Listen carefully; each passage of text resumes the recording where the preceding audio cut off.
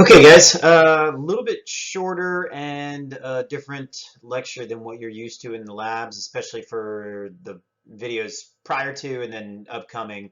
I've been trying to upload the Appendicular Part 2 video all day to YouTube and export it out and then get it onto Canvas, but for some reason the file's corrupted now and it won't go. So I had to just scrap that file completely. Anyways, it took a long time to record that and go through all of the edits for that. So I'm not going to do that again for time purposes because it takes about 4 hours to do one video. So for the here and now, unfortunately, this video won't be as intensive as previous ones or even the future videos that you have for this lab. But at least you get a little something and it's going to be quicker. So maybe you'll like it more. Who knows? Okay. That being said, let's continue on with appendicular skeleton. We have to get through the pelvic girdle, the femur, the tibia and the fibula, and then the tarsal bones and the bones of your foot. Okay. So what I want to do here, rather than just going through and pointing out everything that is on your list that you need to know, you have your PowerPoint that you can fill out so you can kind of compare and contrast this video with the PowerPoint to fill out, just like the previous ones. So instead, what I want to do is highlight the most important aspects or landmarks that have to do with healthcare pathologies, and then also ways that you can make connections with things so that, or with anatomical structures with certain pathologies, so that it's easier to remember. Okay. So first and foremost, this is the pelvic girdle. Okay. The pelvic girdle, similar to the pectoral girdle, is basically this whole entire complex. Okay. So from this region across right here, this whole region is the pelvic girdle, and the pelvic girdle is made up of a few joints or articulations. Just like the articulations that I went over in the pectoral girdle or the shoulder girdle, I want to start off with the articulations of the pelvic girdle. So let's start off. I always like to start off with the true joint first. The joint that is the actual hip joint itself, not just the entire hip complex. So this actual hip joint itself is right here. Okay, and we'll go through each of these bony landmarks and name them, but first I want to just talk about these. So this is the first joint that I want you guys to know about, and this is the true hip joint. It's the ball and socket joint of the hip, and it's called the acetabular femoral joint. I'm going to kind of write that out here. Let's see if I do a good job of that. But it's basically the name of the landmarks and the bone. This is kind of funny how I'm writing this, but acetabular, just like so, acetabular femoral, okay? And it's kind of all one word. Make sure my spelling is right. All right, so acetabular femoral, looks like a little second grader wrote it, okay? That is the true hip joint, okay? So acetabular femoral, right in this area right here, and it makes up the ball and socket joint. The socket is called the acetabulum, and this is obviously the femur, and that's why it's called the acetabular femoral joint, okay?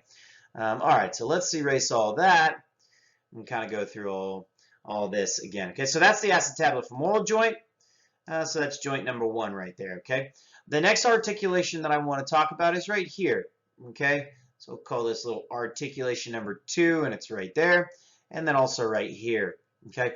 This is the sacrum, right? This is the base of our spine, and then this is our ilium, okay?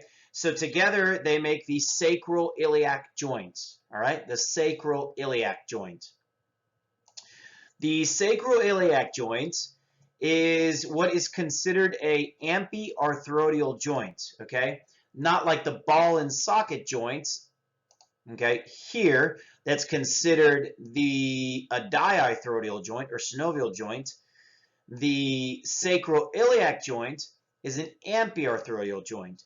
meaning that there's little to no movement. There's still movement that occurs, but we don't really want a lot of movement to occur there. Okay, if we have movement that occurs there, we can get what's called SI joint pathology or SI joint dysfunction, and that can happen due to muscle imbalances. There's a lot of tissue that attaches throughout here and here.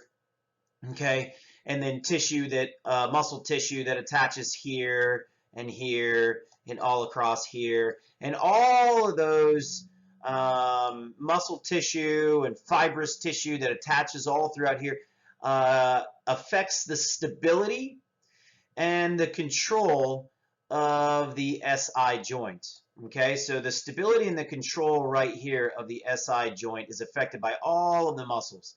And if there's a muscle imbalance, well then the ilium can have what's called an upslip or a downslip, okay, or it can even have a rotation, okay, either one direction or rotation in the other direction. All right.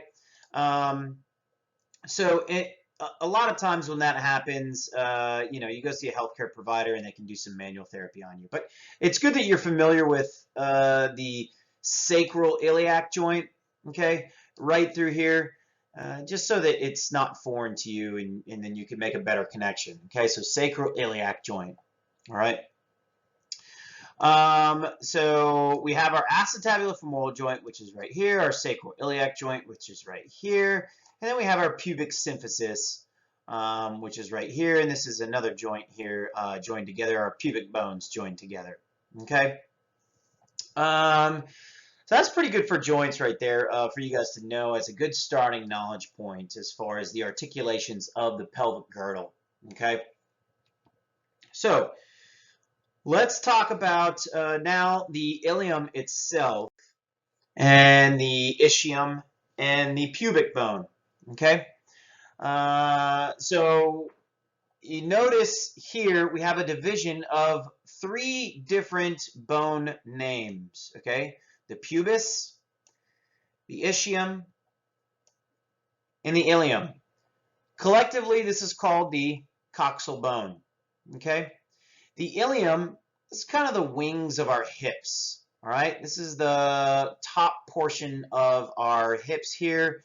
And this is actually the iliac crest. It's one of the things that you have to name. All right. But like I said, I'm not going to go through and name each one of these, but I will name some important bony landmarks on them here in just a second.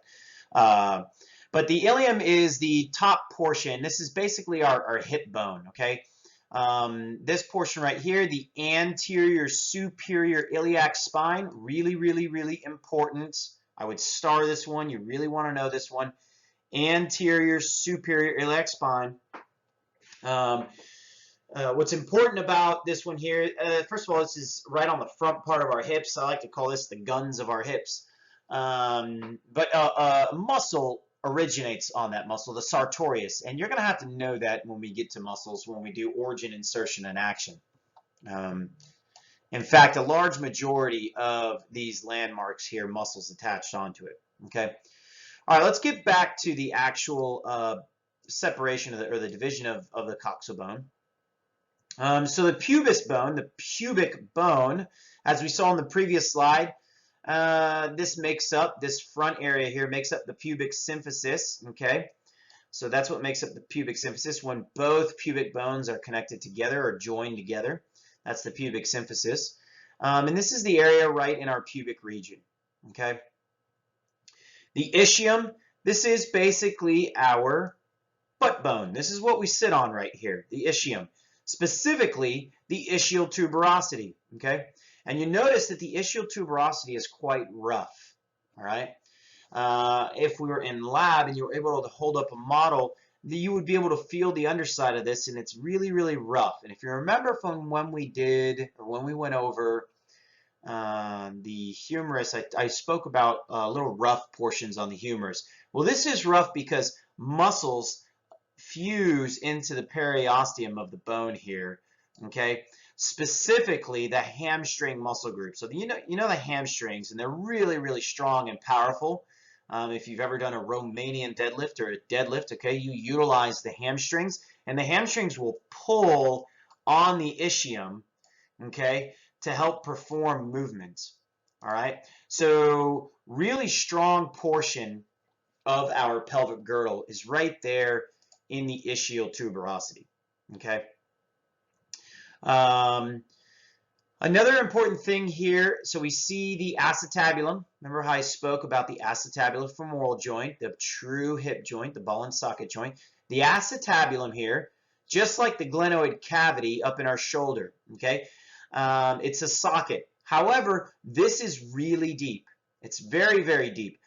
The congruency, meaning the amount of connection that occurs with the shoulder joints of the humerus and the glenoid cavity, is really just about 20 to 25% congruency, meaning that only about 20 to 25% of the humerus is actually touching the glenoid cavity. A little bit different than the acetabulum. The acetabulum is very deep, and the femur sits into the acetabulum quite deep. If you can find some animations online, that would be pretty cool to be able to see that, to illustrate that. I tried to do that with the models, but unfortunately, I don't know why that video didn't upload. So it's kind of one of the unfortunate aspects. So the acetabulum, the interesting thing about the acetabulum is it's made up of the 3 bones of the coxal bone, or the 3 divisions of the coxal bone. It's made up of the pubic not pubic symphysis, but the pubic bone, the ischium, and then the ilium. Okay, so the 3 bones here make up a portion of the acetabulum. Okay, and the acetabulum has a nice thick layer of cartilage in it called your labrum. Okay, it kind of sits in there like so. All right. This hole right here called your obturator foramen, this is made up of your pubic bone and your ischium. Okay, so this is made up of your pubic bone and your ischium. A lot of muscles go through here, specifically your obturator internus. Okay, and then there's another muscle on the outside called your obturator externus. It's part of one of your 6 external rotators of the femur, so they rotate your femur outwards. Really important muscle group. Your piriformis is part of that, if you've ever heard of the piriformis before. But that's a really important muscle group because it helps, strengthening that helps to prevent ACL tears. So it's one of the muscles, one of the groupings of muscles that we like to train a lot in ACL injury prevention exercises. Okay, so one of those muscles comes out of that obturator foramen there. Okay. All right. Let's see. What are some other important landmarks here?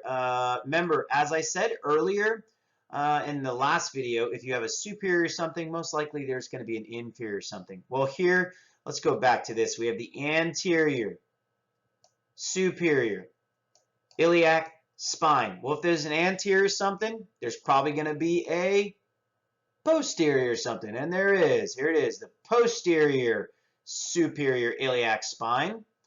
Okay, and if there is a superior something, there's probably going to be an inferior, and there is anterior inferior iliac spine, and there's a posterior inferior iliac spine. Okay, so you need to know all those. The good thing is if you know one of them, then you know the other ones, right? If you can remember anterior superior iliac spine, which is this bony protrusion right here, then you know that there is a posterior superior iliac spine, a bony protrusion in the back. Same here, we have this lesser protrusion, not as pointy as the anterior superior iliac spine. It's the anterior inferior iliac spine. And then there's a PIIS. Now you notice I just said PIIS. That's because we abbreviate these. So rather than me speaking to another healthcare provider and saying, yeah, there's a possible avulsion fracture of his anterior superior iliac spine, I just say, yeah, there's a possible avulsion fracture of his ASIS. I just use the acronyms there, the A, the S, the I, and then the S. Okay, so ASIS is what we use to describe those. And then similar to this one, it is AIIS, anterior inferior iliac spine. Okay, seems a little bit of a lot of verbiage on here and a lot for you to memorize, but the best thing to do is utilize that PowerPoint, go over the one that has the spaces to fill out, and just compare and contrast, and then write down and take notes and just practice, practice, practice, okay? Because you're going to need to know these when we do landmarks here. All right, so like I said, I'm not going to go through each one of these and say, okay, you need to know this, this, and this. I will tell you some of the important ones. Iliac fossa is important because your iliacus muscle originates there, okay? It's part of your iliopsoas group. Okay, it kind of comes out of that area, so the iliac fossa is important. All of the iliac spines are important, okay? The iliac crest is important. That's the top portion of your hip. Pubic symphysis, obturator foramen, the ischial tuberosity, okay? Right here, this is important, okay? We got one on either side. This is the greater sciatic notch. It's called the greater sciatic notch because your sciatic nerve goes through there, okay? All right. I wish that the first video didn't go corrupt because there's some really important stuff on that you guys would have been good for you guys to see, but we'll make do. We got to make do. All right, let's get to the femur. So make sure that you pause this, after you hear me done kind of with my little gist on some of the important things of each little bony area. Make sure that you pause it and you kind of just do that compare and contrast with that PowerPoint, okay? I mean, I can't say that enough, how important that is, that you're able to fill that one PowerPoint out so that you can help memorize and do that as like an assignment, okay? All right, so the proximal portion, here's our proximal portion of the femur. That was a terrible arrow. We'll just do this. Okay, the proximal portion of the femur, okay? And then here is our distal portion of the femur, okay? Our distal portion of the femur, all right? Down here, this makes up our knee joint, right? Our tibia, tibial plateau sits about here and goes down. And then up here, this makes up our ball and socket joint, remember? So this would be the acetabulum, and then this would be the acetabular-femoral joint, okay, the true hip joint right there, all right? So similar to the humerus, we have a humeral head, okay, right here. And then we also have a surgical neck and anatomical neck, okay? So our surgical neck is down here, and then our anatomical neck is here. All right. Now, there are some new surgeries where they're now using the surgical neck here and just replacing this portion of the femur when doing joint replacement. But there's still very widely utilized surgeries where this is the surgical neck, and they cut this portion off and then insert the new ball and socket joint right in here. Okay, but as long as you know that this is the anatomical neck up here, okay, that's fine. All right. Now, important structure right here and right here. This is the greater trochanter. If you feel on the side, the upper portion of your thigh on the side, the lateral aspect of your thigh, and kind of ride your finger all the way up. If you ever foam rolled your IT band, you've probably rolled over your greater trochanter. Does not feel good. Doesn't feel good at all, okay? But this is your greater trochanter. Okay, so this is on the lateral aspect of our leg. And then the lesser trochanter is on the inner aspect or medial aspect of our leg. Okay. Similar to directional terms, greater and lesser. Okay. If there's a greater something, there's probably going to be a lesser something. Okay. And in this case, you could see that there was, or that's listed is lesser trochanter and greater trochanter. Okay. Obviously, you can see the gluteal tuberosities, linea aspera. This is known as the shaft of the femur. Okay, so this whole area here is the shaft of the femur. All right, This is long bone. Okay, so this whole area through here is long bone. In the middle of this, we have bone marrow. Okay, so all in the middle of this, there's bone marrow. Okay. Several muscles come down and attach on here. If we have the medial aspect, we have a lot of our adductors come and attach down here. Our IT band comes along this side here. Okay, any portion that is relatively more rough in texture and consistency, most likely muscles attach onto it. Okay. So important for you to know all these landmarks: greater trochanter, lesser trochanter, head of the femur, neck of the femur, gluteal tuberosities, linea aspera. All right, and then we come down to the distal end, and we have our epicondyles, epi meaning above, right? This is more proximal. And then we have our condyles, which are right here. Okay, lateral condyle, medial condyle. Okay, this right here is known as our patellar surface. All right. It's known as the patellar surface. Why? Because at full knee extension, our patella sits nicely right in here. So when our tibial plateau is in full knee extension, our patella will sit real nicely into this patellar notch. Okay, it's also called a patellar notch. So patellar surface or patellar notch.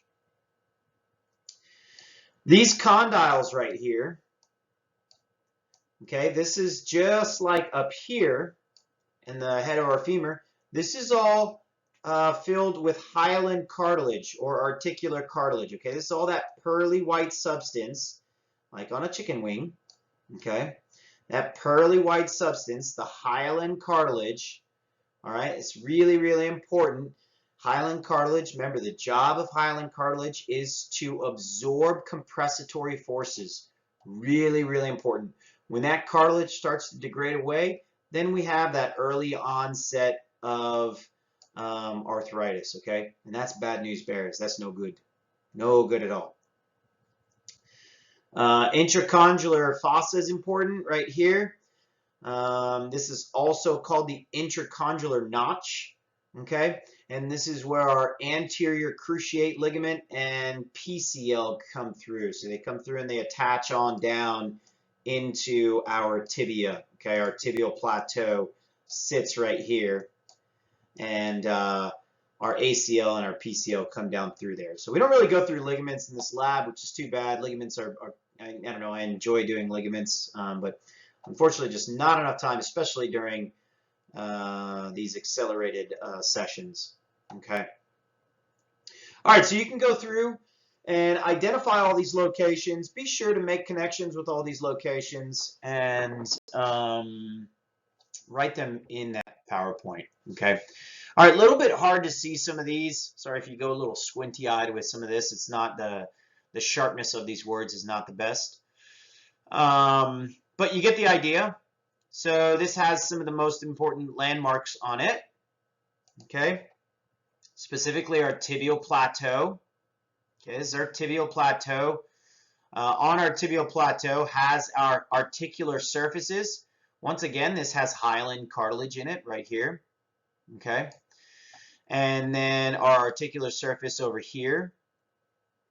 Okay, hyaline cartilage in there. This is where our meniscus sits. So if you've ever heard of a meniscus is a piece of fibrocartilage, okay, different from hyaline cartilage, similar to what the intervertebral discs are made of. All right, but our meniscus sit on top of here. Okay, and you can tear your meniscus if you've ever heard of anyone saying, "Oh, I tore my meniscus." You know, that's what they potentially tore, is a little semicircle piece of fibrocartilage that sits on there. Okay. We have the intracondylar eminence. The intracondylar eminence, you notice, is right here. Okay. These 2 points right here. A lot of ligaments come through these eminence. Okay. There's a lot of ligaments in the knee. The two, obviously, the most important ones that we talk about are the ACL and the PCL, and they come off of that area there. The ACL comes off of this portion right here, and then goes up and across. Okay. Tibial tuberosity, important point right here. Okay, this is where our patellar tendon, or if you're a true anatomist, patellar ligament comes down and inserts. Okay, but the patellar tendon is attached onto the quadriceps. It encapsulates the patella, and it goes through the quadriceps, or is a part of the quadriceps tendon and the quadricep muscle group. Okay, and that's where it inserts right there. And we'll talk about the movements that the quadricep do in a few weeks here.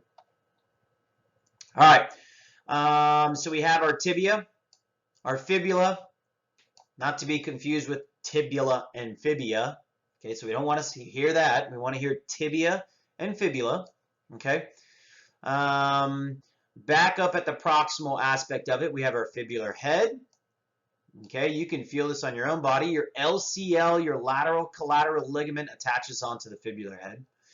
As we come down, we have the shaft of the tibia and the shaft of the fibula. Okay, and as we get to the distal ends of our fibula and our tibia, we have our lateral and our medial malleoli. Okay. Lateral and medial malleoli. We're just talking about one, it's lateral malleolus, and then medial malleolus. Okay, so we have our lateral and medial malleoli, and these make up kind of the first bony protrusions of our ankle. Okay, down here we have our distal tibiofibular joint.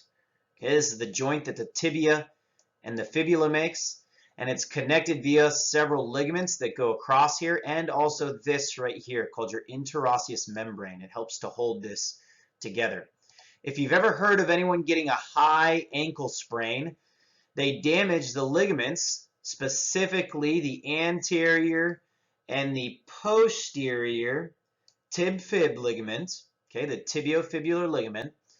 And if they damage that ligament and they're weight bearing and they walk around a lot, they can damage this interosseous membrane and actually split these two bones apart as they walk. And that's not good. That's pretty bad. If that happens, they're going to have surgery and get a mesh put in to fix that. So whenever you have a high ankle sprain and you damage those ligaments that hold those two bones together, you really want to do a good job and immobilize the joint for a little bit of time before you start hopping around on it. All right, so take a few minutes, pause this video, take a few minutes and fill out that PowerPoint on your end and do your due diligence there and kind of just study up lateral malleolus, medial malleolus, fibular notch, head of the fibula, so on and so forth, okay? All right, moving on. This one's going to be a lot faster. The other one that I tried to upload that didn't work was about an hour long, so this one's not going to be an hour long. All right, coming to the foot. Here we have our tarsals, okay? Just like our hand, we had our carpals. So from here down, okay? I know you love my drawings of my elbow, or my arrows. I don't know why I say elbow. But from here down, so from this section and down, we have our tarsal bones, okay? And just like our hand, our tarsal bones have unique names to them. From our metatarsals and up, we don't have to worry about specific names. These are all called our metatarsals. These are all called our phalanges, just like our hand, okay? The one important thing is that you need to know is this is number 1 to 5, okay? So 1 to 5, all right? So that's an easy way to remember your metatarsals and your phalanges, okay? Just like your hand, too. Remember the thumb only had a proximal and a distal, okay? However, your phalanges have proximal, intermediate, and distal. One thing that I didn't say, so DIP, distal, intermediate, proximal, okay? Distal, intermediate, proximal. That's how we identify each portion of the phalange, okay? One of the things that I didn't mention in the hand was the thumb is named pollex. Well, in the foot, the big toe is named hallux. Okay, hallux. All right, and the hallux only has two bones in the digit here, not including the sesamoids there, but the distal and the proximal. All right, so 1 through 5. So those are the tarsals, or excuse me, the metatarsals and the phalanges. All right, if we come down to here and we talk about our tarsal bones. So one of the ways that I like to memorize these, and I like to teach these, is by a row. So we have our lateral aspect, okay, and our medial aspect. All right, so on our medial aspect, we have the talus, then our navicular, and our cuneiforms, okay? And we have a medial, intermediate, and lateral cuneiforms. So if you can remember it by the medial row, and then the lateral row is your calcaneus and your cuboid. Okay, the cuboid's relatively large. The talus, so this bone here, this is what sits or allows for force to transmit into our tibia. So our talus makes up the true ankle joint. The talus and the tibia meet. The calcaneus is our heel bone. This is what takes the initial impact of ground reactive forces. So this impacts the ground first if you're heel striking as you're running. This impacts the ground first and then transmit forces up into the talus, and then the talus then transmits it up into the tibia. Okay? All right, but that's one of the easiest ways to remember is doing it by rows. Okay? So on the medial row, we have the talus, navicular, and cuneiforms. On the lateral row, we have the calcaneus and the cuboid. All right? Okay, well, not as long as the previous videos. You're probably happy about that. And but unfortunately, it's not as informative. So I wasn't able to show you on the models. That video got corrupted some crazy, I don't know how, but it just wouldn't load. So I'm sorry about that. But future videos, they're all done, so you should be good there. All right, hope you guys got a little bit something out of it. Remember, pause it, fill out the own PowerPoint, use that as a good assignment for you to do, and we should be good to go. Thanks, guys.